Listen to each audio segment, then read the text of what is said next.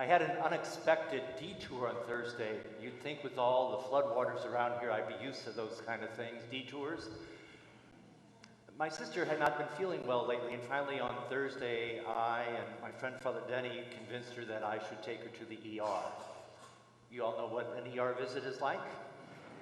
So we started at 2:30, and she was admitted at 10:30. Thank God I brought enough magazines, books, and newspapers that I just ran out when it was time to go home. To make things complicated, my brother-in-law, Steve, right now is on his way home from fishing 300 miles north of the Canadian border in one of those isolated lake and islands. So there's no transportation. Her daughter Jen had just begun her new job in Charlottesville, Virginia, a week ago. And my other niece, Kate, is in Ghana. So it was just me. So we both discerned together what was best. And so she was admitted. And then on Friday, she had a cardiac cath. Everything came back clear. She was discharged that night, Friday night. Jen decided to fly home. Steve is on his way back today, 18-hour drive.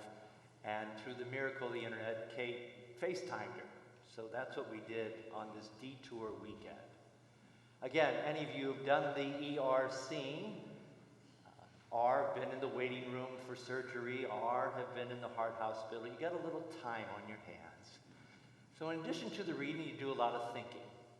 What I was thinking about was my homily this weekend for this feast of Corpus Christi. Not so much what I wanted to say, but my mind started drifting to things I had said.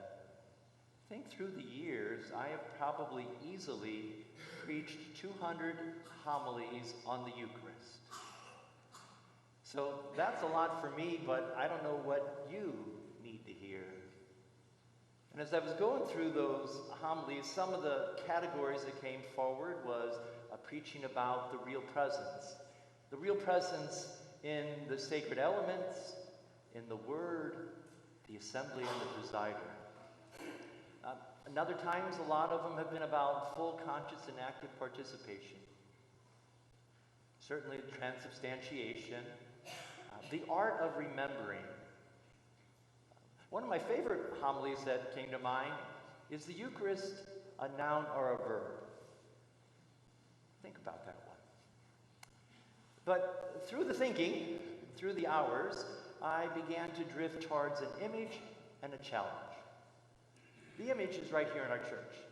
The image is up here in the stained glass window. It's the basket with the gathered loaves and fish. I think on that imagery that is there, we are reminded the last verse of today's gospel, last two verses. The people ate and were satisfied, and there were enough leftovers to fill 12 wicker baskets. I think in a way that's what we do when we come to celebrate the Eucharist and to receive the Eucharist. One of the things that it's about, and there's so many levels of understanding, but one of the things is that we are meant to generously share what we have with others. That's what it means to receive the Eucharist and to celebrate and participate in the Eucharist. And the best to do that is I'd like you to take out your Breaking Bread books. I'd like you to turn to number 344.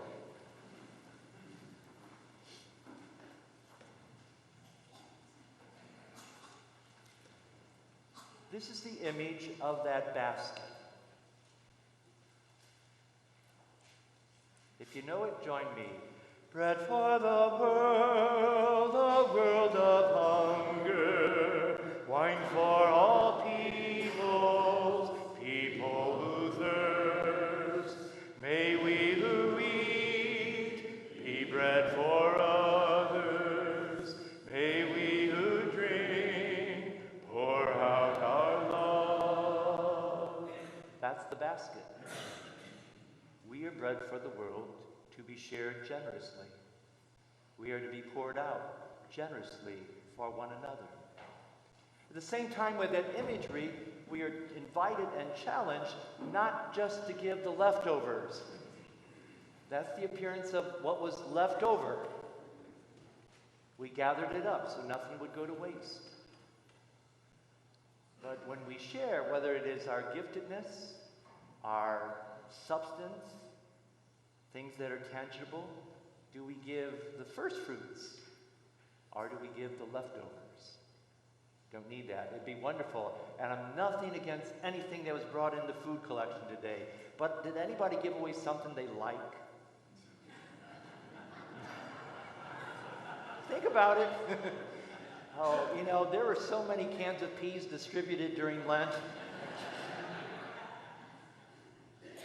Do we give not just what's left over, as good as it is? Do we give of the first fruits? And the third part of this imagery is that are you and I willing to be those fragments broken and shared? To receive the Eucharist, to celebrate the Eucharist, means that's what we're willing to do. That we ourselves are being given for others. We are willing to be poured out. So in other words, the Eucharist is about changing us and transforming us. We who participate, we who receive it. The challenge. In a collection of articles and things that I've said, there is a really wise man, Godfrey Diekman, a Benedictine liturgist, great teacher. One day was in class with his students, and he was teaching about transubstantiation. The elements of bread and wine becoming the body and blood of Christ. And at the very end of his engaging class, he simply posed a question for the students, inviting them to think about this wonderful mystery. And the question is this: what if the bread and wine change, but we don't? It's the end of the question. What if the bread and wine change, but we don't? I think his point being is that every time we engage to celebrate the Eucharist, we are invited to change. Are we ready to do that? Are we ready to be transformed? That's what we got to ask ourselves when we come to gather. Like I said, when you're in the ER, the waiting room, the heart hospital, you got a lot of time to think heavy thoughts. Sometimes they drift over here. But what just struck me was very much like Albert's home run yesterday. A memory that was reenacted in the present moment, inviting a response. And there was a response yesterday. As soon as it left the bat. Father Diekman's question: what if the bread and wine change, but we don't?